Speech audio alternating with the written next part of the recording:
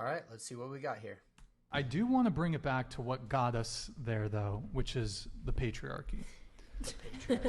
So, can you give me some other examples? Other examples of how we live in a patriarchy today. Oh gosh, what's the statistic? I don't know what the statistic is. Isn't there a statistic about... Well, I think what she's trying to say with the patriarchy, I've taken a lot of like history classes and just sociology classes, that kind of thing. So I've actually learned a lot about it.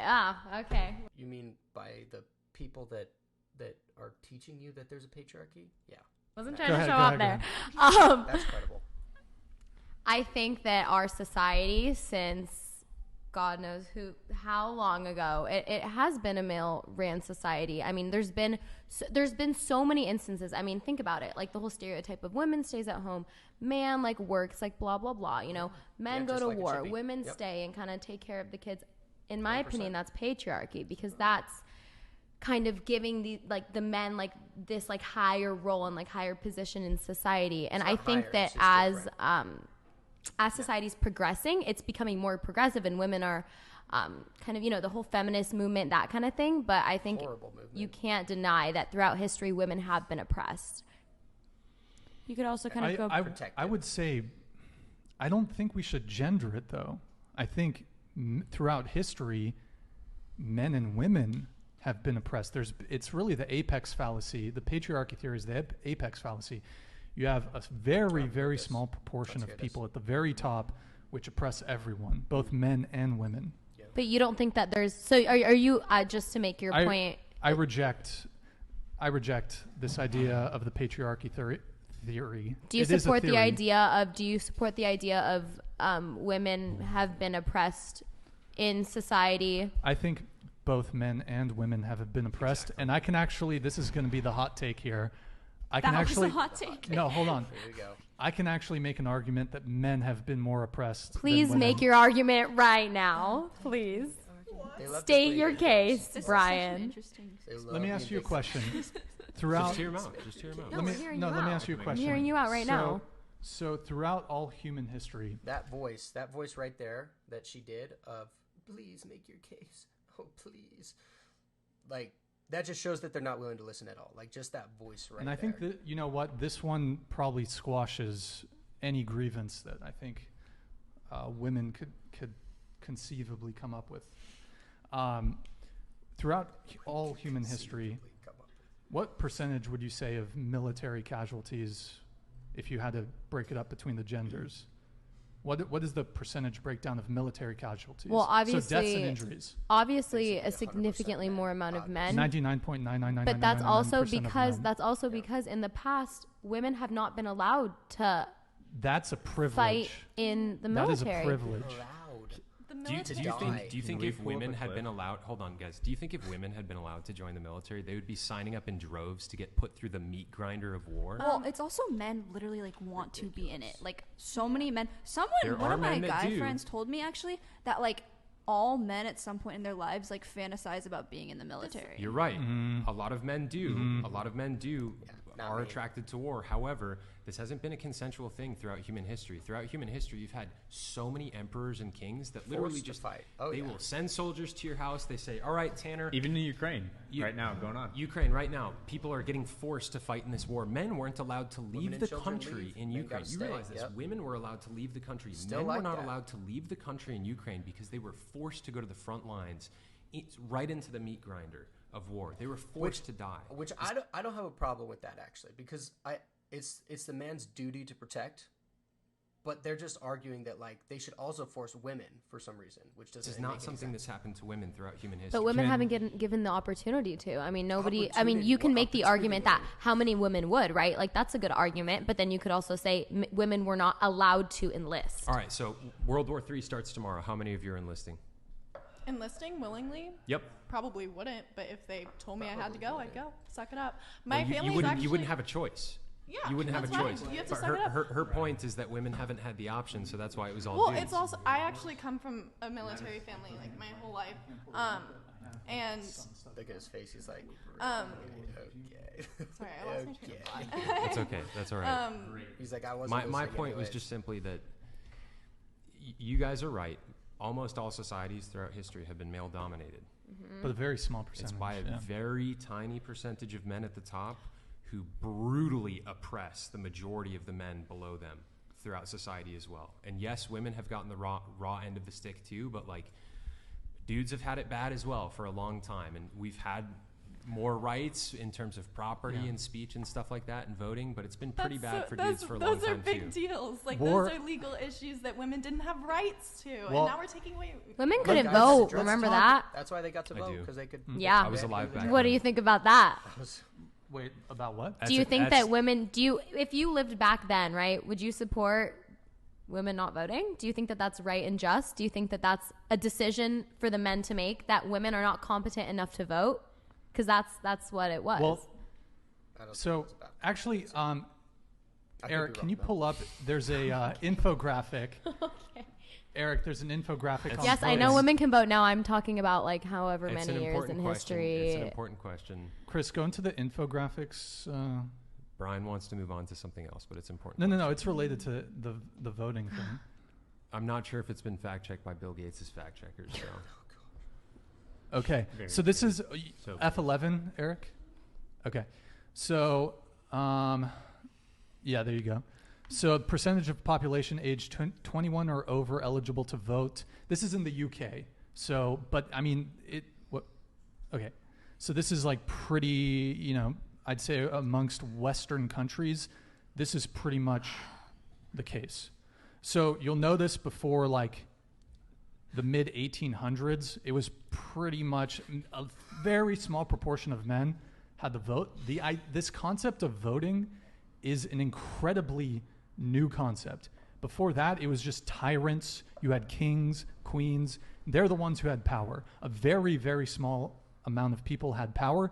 Yes, there is a bit of a discrepancy there from about the 1800s to the early 1900s, but there is actually a reason for that. One of the reasons is because, and I think we've seen it. So if you want to just go ahead and bring it back, Eric. One of the reasons for you need to go F11 in this StreamYard window, Eric. Thank you. One of the discrepancies, or one of the reasons for that, is because men were the only ones that were subject to military conscription. So the way that men got the right to vote before women is we had to go in the trenches and die. And we had a say. We got the right to vote and elect a representative who would be potentially making the decision if we went to war. Women, even to this day in 2022, they're not required to. You have to register as a man. You have to register with a selective service to this day. We are still subject in 2022 to the military draft. 22. So that's the big thing.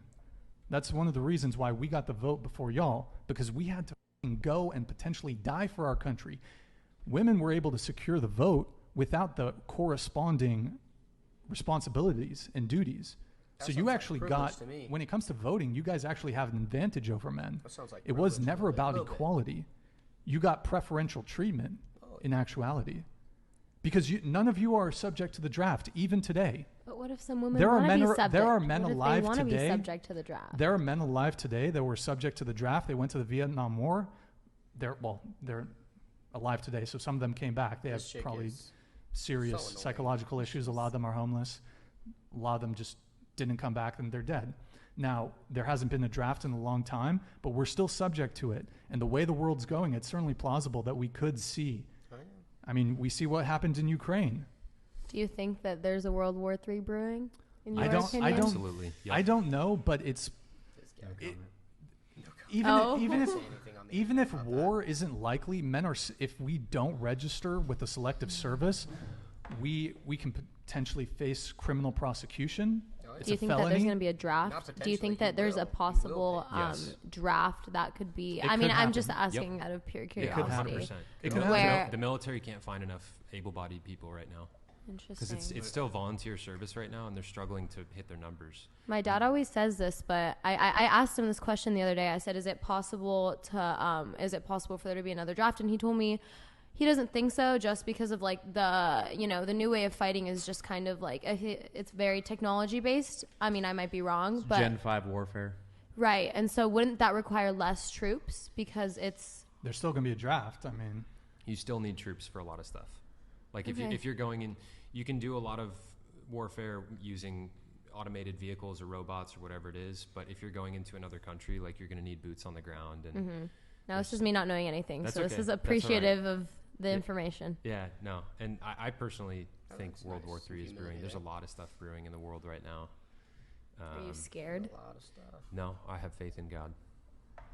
Valid answer. Okay. I mean, if you want to talk about systemic oppression, to this day, men are systemically oppressed by the Selective Service. I know you're smiling, but the fact of the matter is, it's a really important point. If there was a war, we would be drafted and you guys would be exempt. Yeah. And you are exempt from having to register with the Selective Service. Can I have another example other than the draft?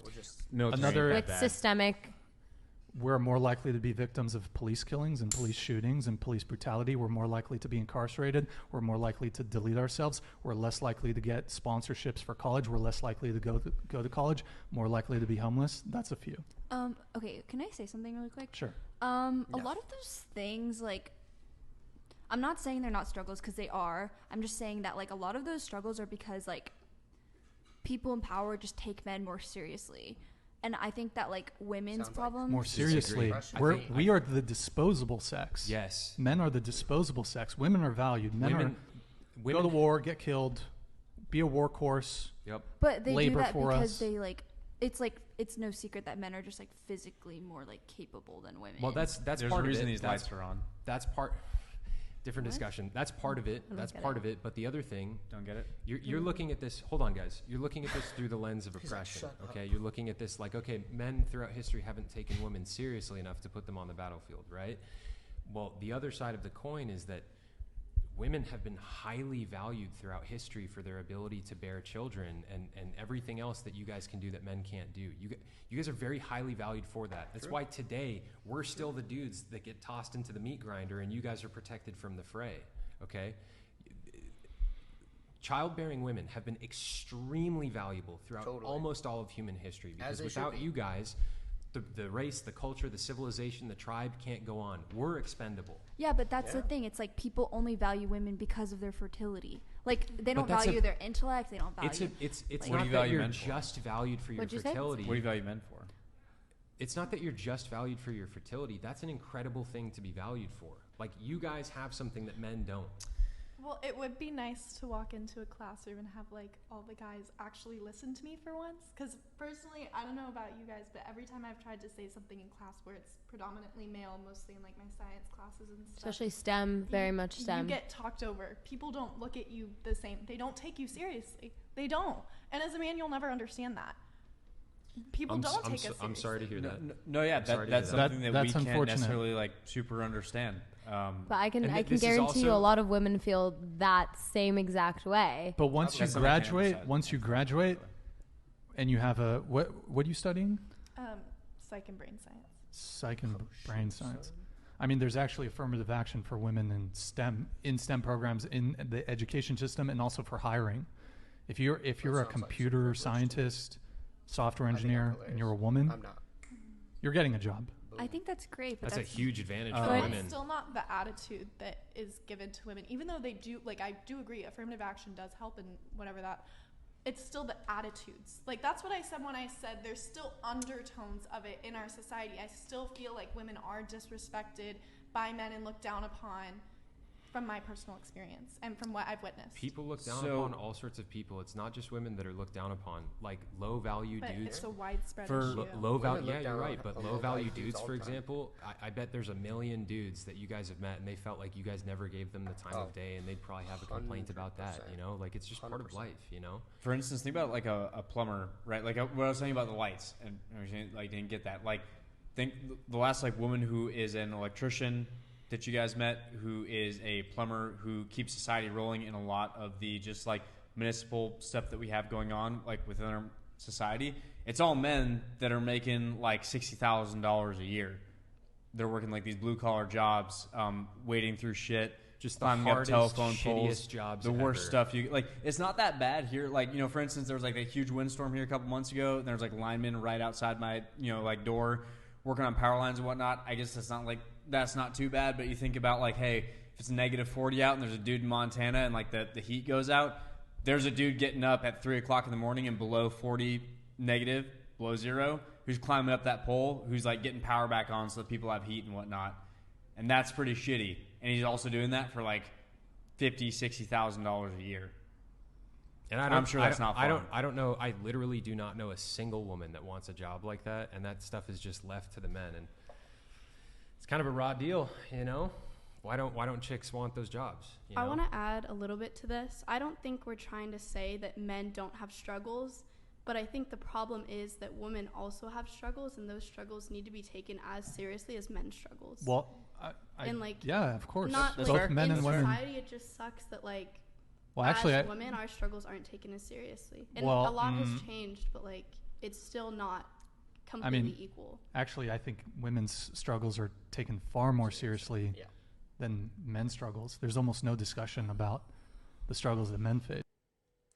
Yeah, it's true. It's true. Almost no discussion, and anything that they talk about with it, they don't, society doesn't really want to hear it. Like, think about Andrew Tate. Like, he talks about men's, like, mental health or whatever, and he talks about that a lot, but here he is getting and whether he's guilty or not, I don't know, but I'm just saying, right? Like, things happen to people that talk about stuff like that. They try to cancel people like that talk about those kinds of things. But when we talk about women, talk about, depression, like all that stuff, like how society wants us to, then we don't have a problem. Then it's, I'm so sorry you feel that way. Oh, I'm so sorry that happened to you. Let's coddle and make you feel better and make you feel like, oh, so good and all this stuff, right? But he's right. Like, women's stuff is taken way more seriously, and they don't even want to talk about the men's stuff. So be strong, get out there.